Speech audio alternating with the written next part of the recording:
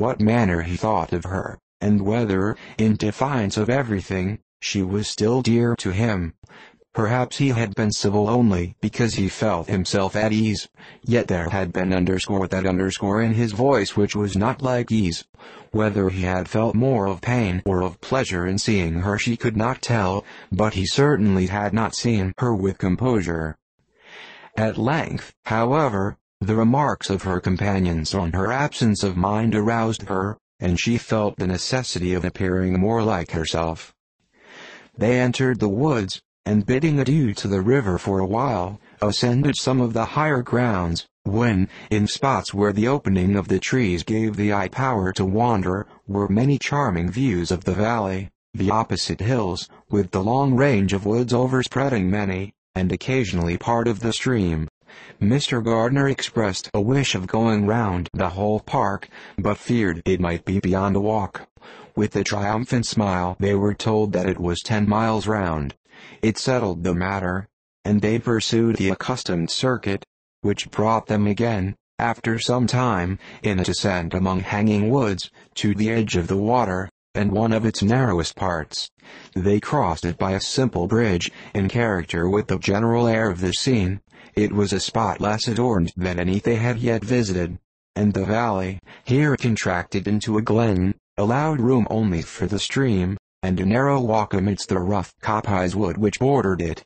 Elizabeth longed to explore its windings, but when they had crossed the bridge, and perceived their distance from the house, Mrs. Gardiner, who was not a great walker, could go no farther, and thought only of returning to the carriage as quickly as possible. Her niece was, therefore, obliged to submit, and they took their way towards the house on the opposite side of the river, in the nearest direction. But their progress was slow, for Mr. Gardiner, though seldom able to indulge the taste, was very fond of fishing, and was so much engaged in watching the occasional appearance of some trout in the water, and talking to the man about them, that he advanced but little.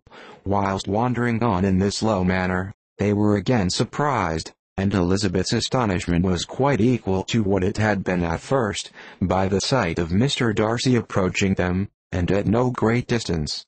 The walk being here less sheltered than on the other side, allowed them to see him before they met.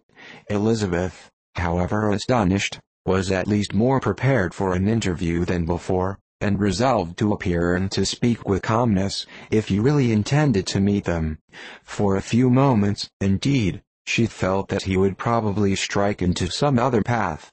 The idea lasted while a turning in the walk concealed him from their view. The turning past, he was immediately before them.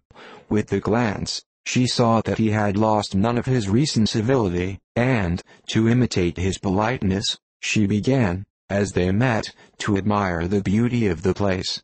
But she had not got beyond the words delightful and charming, when some unlucky recollections obtruded, and she fancied that praise of Pemberley from her might be mischievously construed.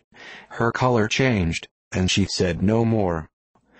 Mrs. Gardiner was standing a little behind, and on her pausing, he asked her if she would do him the honor of introducing him to her friends. This was a stroke of civility for which she was quite unprepared, and she could hardly suppress a smile at his being now seeking the acquaintance of some of those very people against whom his pride had revolted in his offer to herself. What will be his surprise, thought she, when he knows who they are? He takes them now for people of fashion.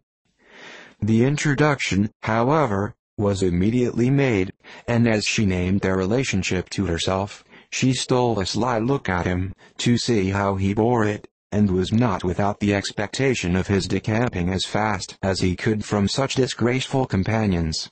That he was surprised by the connection was evident. He sustained it, however, with fortitude, and so far from going away, turned back with them, and entered into conversation with Mr. Gardiner. Elizabeth could not but be pleased, could not but triumph.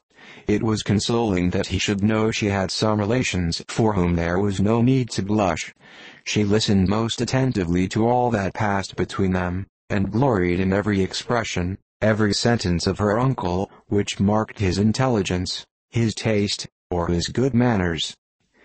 The conversation soon turned upon fishing, and she heard Mr. Darcy invite him, with the greatest civility, to fish there as often as he,